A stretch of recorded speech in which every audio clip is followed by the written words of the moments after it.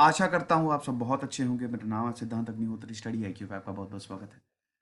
दोस्तों, शहद को लेके टेस्ट हुआ। शहद जो कि एक मेडिसिन की तरह भी यूज की जाती है, हर्बल है, ट्रेडिशनल है, बहुत इसके फायदे हैं, बेनिफिट्स हैं। ये एक तरीके से प्योर स्वीट है, मतलब मिठास की बात करें, जैसे शुगर हमको थोड़ा सा नुकसान करती है, लेकिन ये नुकसान नहीं करेगी आपको। शहद बहुत इंपॉर्टेंट है। अगर आप उस एक एक चम्मच शहद ले रहे हैं, सुबह ले रहे हैं और सुबह शाम 2 चम्मच मान लीजिए ले रहे हैं, तो आपका काम बन गया। आपको बीमारी होगी ही नहीं, जुकाम वुकाम कुछ नहीं होगा। तो शहद को टेस्ट किया गया, कुछ कंपनीज इस टेस्ट में फेल हो गई। प्योर हनी, पहली बात तो कोई टर्म है ही नहीं, क्योंकि प्योर हनी आपको मिलेगा ही नहीं। नेचुरली भी प्योर हनी नहीं मिलता है। तो प्योर हनी सिर्फ एक कमर्शियल टर्म है। और जब ये बड़ी बड़ी कंपनीज को टेस्ट किया गया, जो कि सो कॉल्ड प्योर हनी बेचती हैं, तब ये पता चला मिलावट है भैया। तो हम इस लेक्चर में प्योर हनी के बारे में और शहद को कैसे बनाया जाता है, टेस्ट किया जाता है, ये देखेंगे। चलिए आगे बढ़ते हैं। यूपीएससी के स्मार्ट कोर्सेज आते हैं, स्टडी IQ का ऐप डाउनलोड करके आप इनको वेल कर सकते हैं। इंस्टा पे मैं आ गया और रात 8 से 10 बजे तक मैं सारी क्वेरीज आंसर करता हूं। दोस्तों, खबर ये है कि 13 पॉपुलर हनी ब्रांड्स का टेस्ट किया, जिसमें 10 NMR में फेल कर गए। तो centre for science and environment, इन्होंने पिछले हफ्ते रिजल्ट्स को रिलीज किया। इन्वेस्टिगेशन हुई और उसके बाद ये पता चला कि बहुत सारे पॉपुलर ब्रांड्स जो ये बोलते हैं कि प्योर हनी हम बेच रहे हैं, 100% प्योर हैं, they were not honey. In fact they were spiked with added sugar. Sugar add की थी ताकि उनकी मिठास बढ़ाई जा सके। भाई, तो फर्क क्या हुआ? हम हनी को क्यों खाते हैं? पहली बात तो हनी जो है, शहद जो है, उसकी मेडिसिनल प्रॉपर्टीज है। वो आपके इम्यून रिस्पॉन्स को भी बहुत बढ़िया करता है। भैया, अगर आपको बीमारी, कहते हैं ना, अगर आपको कोई भी बीमारी से बचना है, सुबह शाम 1 चम्मच हनी खा लो, शहद खा लो, महंगा भी मिलता है। लेकिन दोस्तों, हनी एक नेचुरल स्वीटनर है। ठीक है, हनी जो है वो नेक्टर से, अभी मैं सब एक एक चीज बताऊंगा, नेक्टर से बनाया जाता है, तो वो एक नेचुरल स्वीटनर है। अब टेस्ट हुआ, ये पाया गया कि इसमें तो एडिड शुगर है। तो आप खुद बताइए फर्क क्या रहा? जो हम चीनी खा रहे हैं, हम फिर क्यों हनी को यूज करें जब दोनों सेम है? हम 35-40 रुपए की चीनी खाएंगे, हम हनी क्यों खाएंगे 100-150 रुपए का? और जब उसकी प्रॉपर्टीज भी रिड्यूस हो गई हैं। तो ये टेस्ट हुआ, हनी टेस्ट हुआ। और NMR जो मैंडेटरी भारत में नहीं है, जर्मनी में टेस्ट हुआ। 10 में से 13 ब्रांड जो हैं वो फेल कर गए। हालांकि अभी हम प्योर हनी की बात करने वाले हैं। CSE ने यह भी बताया, एडल्ट्रेशन मतलब होता है मिलावट। तो एडल्ट्रेशन टेक्नोलॉजी जो है वो काफी सोफिस्टिकेटेड हो गई है। And there were commercial products available which are designed to cheat the test. बताइए कि कुछ ऐसे कमर्शियल प्रोडक्ट्स थे जो इस टेस्ट को चीट भी कर सकते थे। अब हालांकि ये जो इन्वेस्टिगेशन हुई है, इसमें भी ये पता नहीं चला है कि ये कहां से, मतलब इस तरीके से इन प्रोडक्ट्स को बनाया जाता था ताकि टेस्ट पकड़ ना पाए। तो भाई, प्रोडक्ट्स को बनाना क्या मतलब? एडिड शुगर, जो शुगर सिरप है उसमें ऐड किया जाता था। तो वैसे ऐड किया जाता था ताकि टेस्ट उनको पकड़ ना पाए। तो अभी ये देखिए, इन्वेस्टिगेशन ज्यादा रिवील नहीं हुई है। सिरप कहां से आया, कुछ का कहना है कि चाइना से इंपोर्ट किया, अभी ज्यादा कुछ रिवील नहीं हुआ है। लेकिन टेस्ट में फेल हो गए हैं, मेन मुद्दा ये है। तो पहले हनी की बात कर लेते हैं। देखिए, सालों से हनी जो है, शहद जो है, वो बीज बनाती है, आपको पता ही है। मधुमक्खियां बीज बनाती हैं ये, और ये बड़ी इंपॉर्टेंट होती हैं। एल्बर्ट आइंस्टीन ने कहा था कि अगर सारी मधुमक्खियां खत्म हो जाए, तो क्योंकि मधुमक्खियां का भी बड़ी दिक्कत है ना, जिस तरीके का हम एनवायरमेंट उनको दे रहे हैं, मधुमक्खियां भी एक्सटिंक्ट होती जा रही हैं, खत्म होती जा रही हैं। तो एल्बर्ट आइंस्टीन ने बोला था कि अगर सारी मधुमक्खियां जो है वो खत्म हो जाए, तो इंसान 8 से 10 साल ही जिंदा बचेगा। मतलब इंसानियत ही खत्म हो जाएगी, ह्यूमैनिटी ही एक्सटिंक्ट हो जाएगी। ये एल्बर्ट आइंस्टीन ने बोला था। तो सालों से ये जो हनी है, इनको मधुमक्खियां बनाती हैं। किससे बनाती हैं? Plant nectar. नेक्टर का बड़ा इंपॉर्टेंट कंसेप्ट है। नेक्टर क्या होता है? नेक्टर जो होता है, ध्यान दीजिएगा, शुगर रिच लिक्विड होता है। ये एक ऐसा लिक्विड होता है जो बड़ा मीठा होता है और नेचुरल होता है। ऐसे हम चीनी गन्ने से निकालते हैं ना, प्रोसेस करते हैं, लेकिन ये नेचुरली स्वीट होता है। ठीक है, और ये प्लांट्स में प्रोड्यूस होता है, जिनको जो प्लांट जो ग्लैंड प्रोड्यूस करता है उसको कहते हैं नेक्टरीज या नेक्टरिन्स। इसीलिए इसको नेक्टर बोला जाता है। प्लांट्स में फूल होता है, जब वो फूल बड़ा होता है तो वो क्या करेगा, उनके पास जो ग्लैंड है नेक्टरीज, उससे नेक्टर प्रोड्यूस करेगा। नेचर का मैकेनिज्म देखिए, मजा आ जाएगी। अब ये मीठा होता है भाई, मीठा होता है, लेकिन कुछ स्मेल जो है वो हम नहीं एक्सपीरियंस कर पाते। कुछ स्मेल जो है वो तो या तो जानवर या इंसेक्ट एक्सपीरियंस करते हैं। तो अब होता क्या है कि इतना मीठा होता है कि जो इंसेक्ट हैं वो अट्रैक्ट हो जाते हैं, और ये प्लांट्स जो हैं इन इंसेक्ट को अट्रैक्ट करते हैं, जैसे mosquitoes, hoverflies, wasp, bees, butterflies, moths, humming birds, honey eaters, bats, इन सबको ये अट्रैक्ट करते हैं।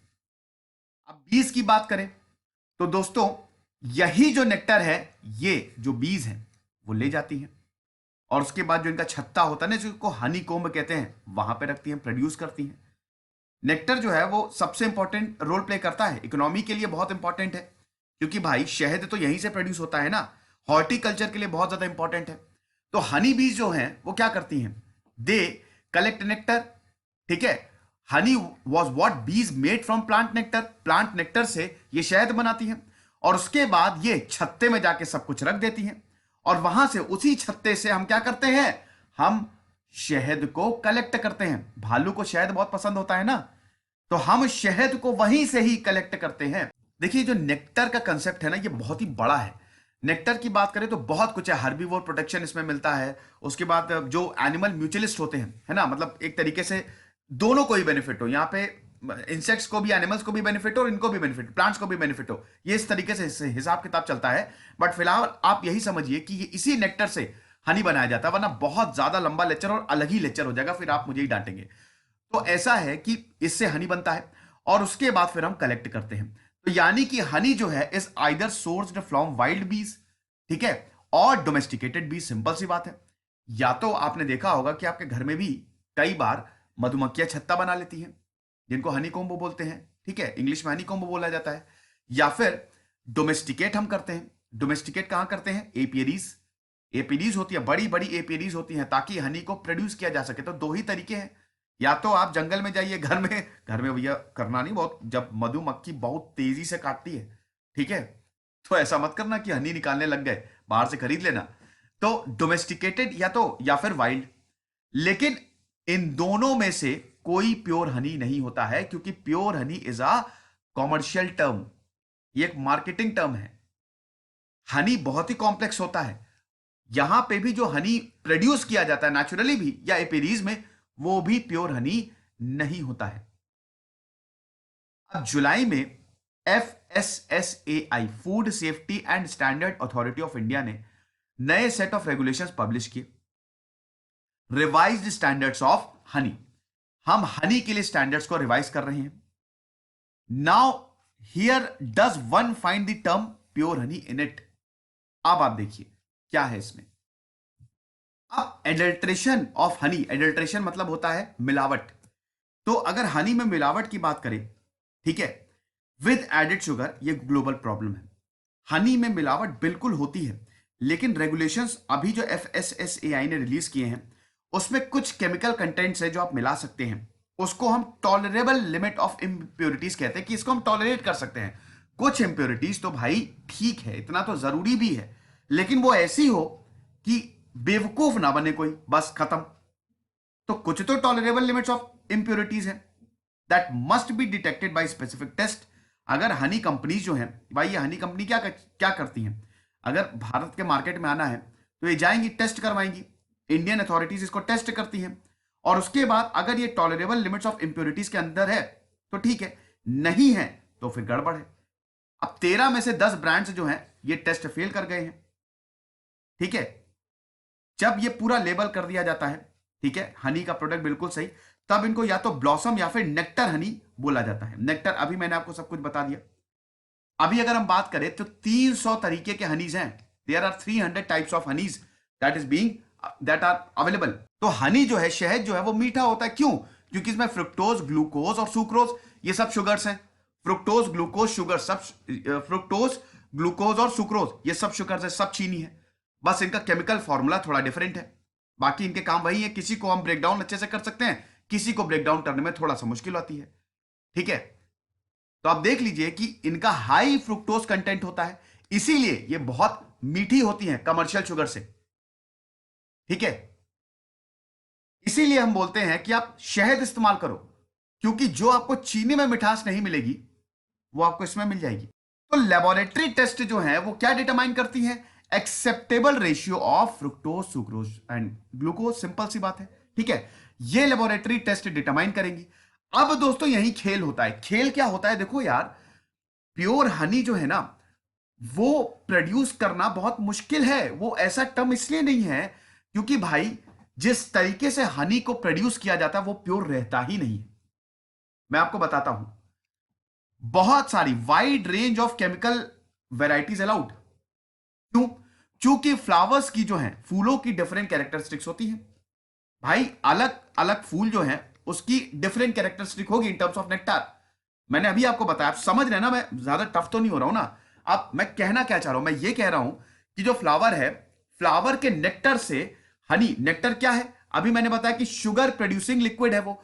वही जो बीज है वो कलेक्ट करते हैं इंसेक्ट जो है, मतलब बीज जो है वो कलेक्ट करते हैं। तो आई एम सॉरी, अलग अलग फूलों की अलग अलग कैरेक्टरिस्टिक है इन टर्म्स ऑफ नेक्टर। तो डिफरेंट केमिकल कंपाउंड्स जो हैं वो ऑफर करते हैं, और लाइट, टेम्परेचर, ज्योग्राफी सब कुछ डिपेंड करता है। रॉ हनी आप ले सकते हैं, लेकिन हो सकता है वो कम मीठा हो सकता है वो बहुत ज्यादा मीठा हो। समझे आप? अब अगर मान लीजिए कम मीठा है तो हम उसमें चीनी मिलाएंगे, ज्यादा मीठा है तो हम उसमें चीनी कम करेंगे। तो प्योर हनी रहा ही कहां?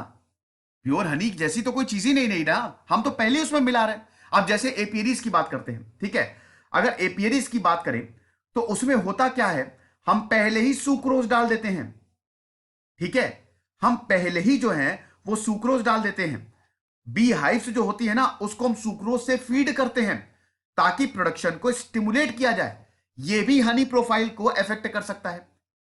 साथ ही साथ हम ये देखते हैं कि कुछ minimal minimal levels of pollen count होते हैं, ऑलिगोसैकेराइड्स होते हैं, वो भी मतलब ये हनी के पास होने ही चाहिए, वो भी इसको इन्फ्लुएंस कर सकते हैं।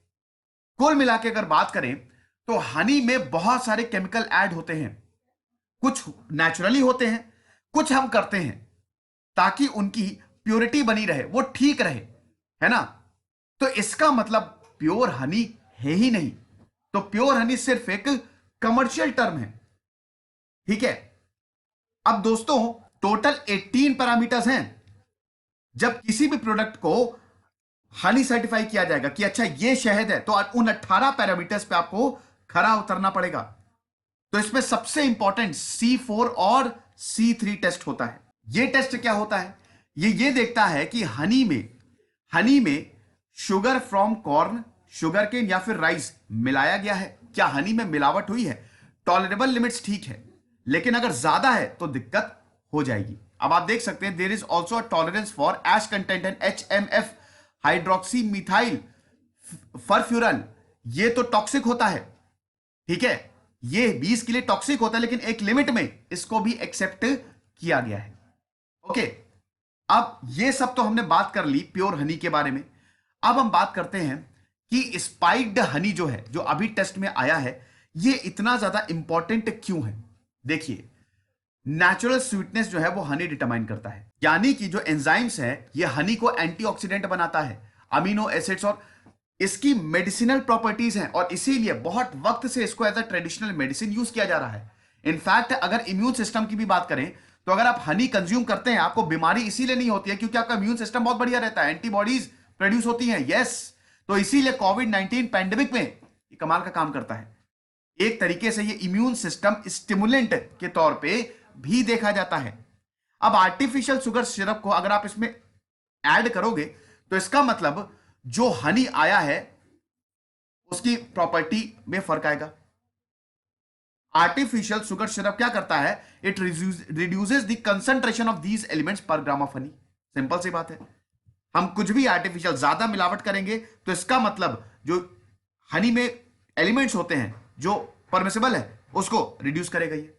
तो स्वीटनर के तौर पे अगर बात करें तो हनी जो है उसको आसानी से हम डाइजेस्ट कर सकते हैं, जो आप चीनी खाते हैं वो मुश्किल होता है डाइजेस्ट, मुश्किल मतलब इन द सेंस कि अगर आप कंपेयर कर रहे हैं तो हनी अच्छे से डाइजेस्ट हो जाता है। और अगर आप शुगर सिरप को मिलाएंगे इसका मतलब इसमें दिक्कत आएगी। इन सारी चीजों में जो हनी की ओरिजिनल प्रॉपर्टीज है ना वो उससे डिविएट कर जाएगा। इसीलिए responsibly sourced honey poses similar risk to diabetes as ordinary sugar. यानी कि हम हनी को इसलिए लेते हैं ताकि जिसको शुगर है वो भी हनी ले सकता है, ठीक है। लेकिन अगर हम उसमें शुगर सिरप मिला रहे हैं तो फर्क क्या हुआ ऑर्डिनरी शुगर और ये जो क्या कहते हैं कि हनी है। आपने पैसे, हनी महंगा मिलता है, शहद बहुत महंगा मिलता है। अब पैसे तो आप उतने ही ज्यादा दे रहे हो लेकिन काम वो चीनी का कर रहा है। 30-35 रुपए की हम चीनी खरीद ले, हम क्यों 100 रुपए 150 रुपए का हनी खरीदे जो कि हमारी हेल्थ को भी उतना ही नुकसान करेगा जितना ऑर्डिनरी शुगर। अब आप समझे ये इतना जरूरी क्यों है। अब 13 पॉपुलर ब्रांड्स ऑफ हनी को सीएससी ने इन्वेस्टिगेट किया, ठीक है। इसमें से 4 तो इस टेस्ट में फेल हो गए लेकिन ज्यादातर पास हो गए। लेकिन दोस्तों एक टेस्ट में 13 में से 10 ब्रांड जो हैं एक टेस्ट में पास नहीं हो पाए, ठीक है, जिसमें डाबर, पतंजलि, बैद्यनाथ, जंडू ये सब थे, है ना। कौन सा वो टेस्ट था? वो था NMR, न्यूक्लियर मैग्नेटिक रेजोनेंस। आपका मॉलिक्यूलर लेवल, ये मॉलिक्यूलर मैग्नेटिक रेजोनेंस है तो ये मॉलिक्यूलर लेवल को डिटरमाइन करेगा, मतलब कॉम्पोजिशन देखेगा। और ये जर्मनी में होता है। सिर्फ 3 ब्रांड्स सफोला, मार्कफेड सोना और नेचर नेक्टर्स यही पास कर पाए, बाकी फेल हो गए इस NMR टेस्ट में। समझे आप? तो NMR टेस्ट जो है that is not mandatory in India, तभी तो जर्मनी में होता है ना। भारत में ये मैंडेटरी नहीं है लेकिन it is very very much necessary for export purposes. और ये भी NMR इन्वेस्टिगेशन में ये भी पाया है, मतलब इन्होंने ये रिवील नहीं किया है कि वो क्या यूज हुआ था शुगर सिरप को स्पाइक करने के लिए। डिटेल्स जो है वो अभी तक सीएससी ने रिवील नहीं की है। यह भी मानना है कि सीएससी ने ये sugar syrup from China were available जो C4 और C3 टेस्ट को आसानी से बेवकूफ बना सके। ये लेक्चर था दोस्तों। इससे पहले मैं आपसे अलविदा लूं, मेरा टेलीग्राम चैनल है 12,100 सब्सक्राइबर है, यही ज्वाइन करिएगा तो आप देख लीजिए। अब फिलहाल अगर आगे कुछ भी होता है तो मैं आपको बताऊंगा, अब जो है आपके सामने है।